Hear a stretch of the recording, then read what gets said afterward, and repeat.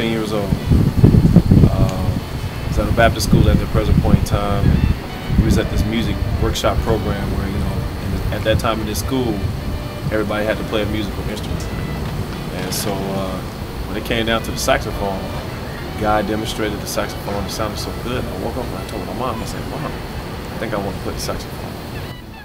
And then right then and there, my mom was like, "You don't want to play no saxophone. We ain't gonna buy no saxophone." So I said, "Okay, cool." So I bugged her. Maybe like 3 or 4 days later, she's like, "All right, if you really want to play the saxophone, we're gonna get it for you. But the deal is you have to play it until you graduate from high school. That way, at least you've taken the time out and really taken the time to appreciate, you know, what it means to be dedicated to something, what it really means to ask for something and truly get it." So that was the deal.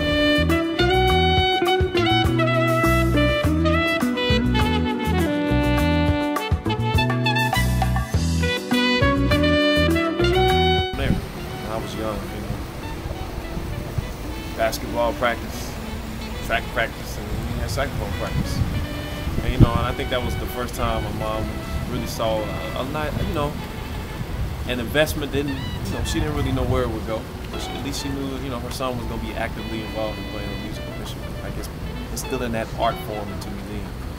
But I always grew up listening to jazz. And, you know, as my mom cleaned up on Saturday mornings, you had to wake up early Saturday morning to clean your room, stuff like that. There was always some type of music being played in the house.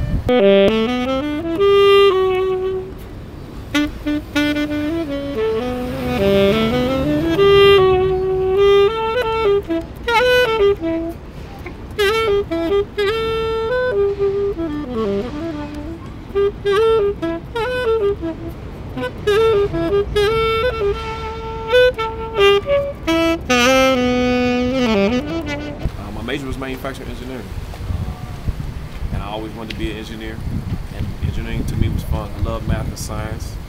I love looking at things in a different way. I love being out of the box. Little did I know that, you know, in playing the saxophone, you know, you live outside the box and you do different things in a different way. And I think it was in high school, well, in college is when I started a band for the first time, and just wanted to see what happened. The music was fun, you know. There were some people that was there on a music scholarship, got with them. We got together and started playing. Next thing you know, we opened up for the Roots. We opened up for John Mayer. We were the first all-minority band at our white school that won Battle of the Bands, which was just, it was cool. I mean, it was just fun. But at the end of the day, I was still an engineer. Really, that name originated from Lorenzo Ice-T Thomas, you know.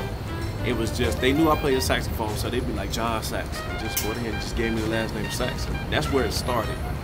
And then I guess it officially became my brand after Miami Live. And, the rest is history after that. I mean, from there on, it's just fun, you know. Time to, you know, find a place, find a time.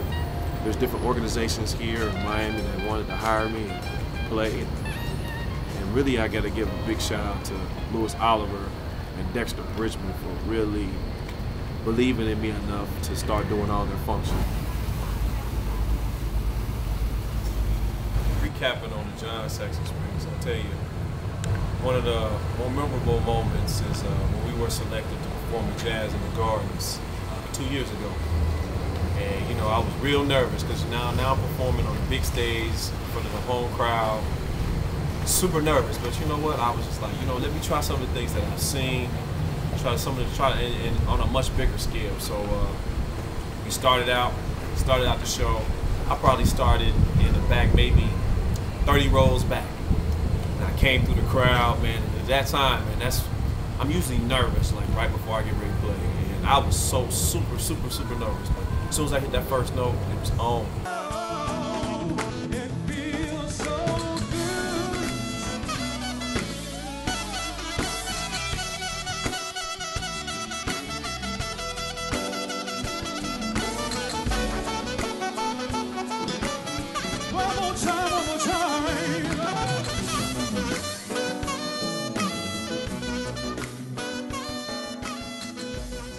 But you know, one of my probably, I would say, fan favorite is Festival SC this year.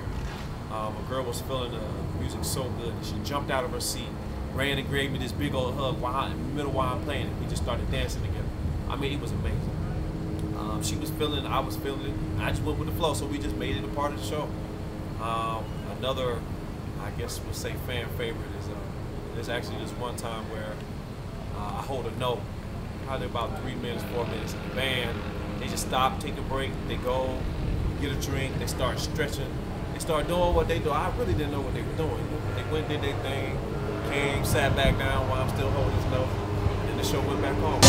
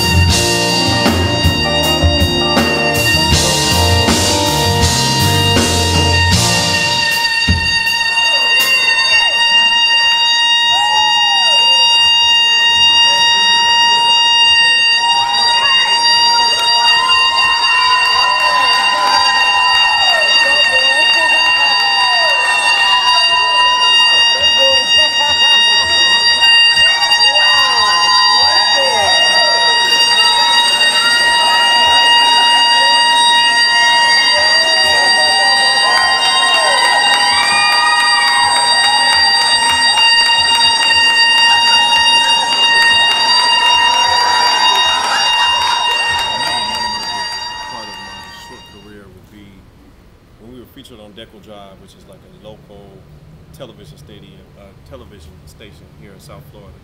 It's amazing. As soon as it aired, my phone was ringing off the hook.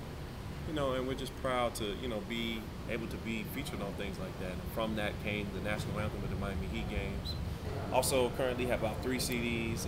One I especially love is called Hymns According to the Gospel of Jazz, which is a dedication to both my grandparents who I lost.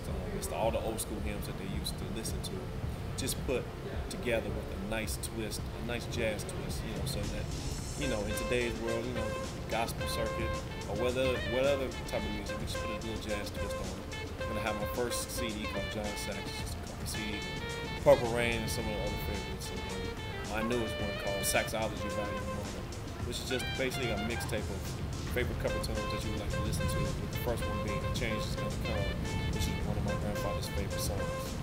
You say, well, what is Jon Saxx trademark look? Well, as you can see, I love wearing 3-piece suits.